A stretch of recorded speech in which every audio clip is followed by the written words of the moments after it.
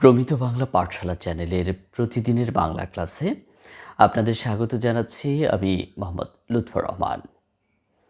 আজ আমরা শিখব স্বরধ্বনি ও স্বরবর্ণ কী এবং এদের সংজ্ঞা।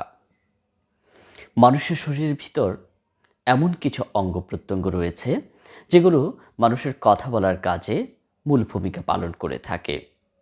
এসব অঙ্গ প্রত্যঙ্গকে এক শব্দে বাকযন্ত্র বলা হয়।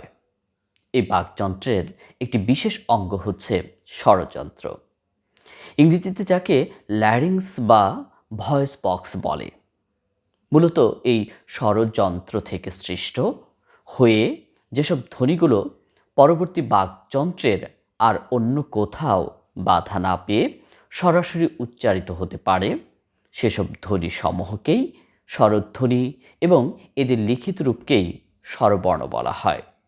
সংজ্ঞা হিসেবে বলা যায়, ফুসফুস নির্গত বাতাস কেবল স্বরযন্ত্রের সাহায্য নিয়ে যেসব ধ্বনির উচ্চারণ ঘটায়, সেই সব ধ্বনি এবং তাদের লিখিত রূপকেই যথাক্রমে স্বরধ্বনি ও স্বরবর্ণ বলে।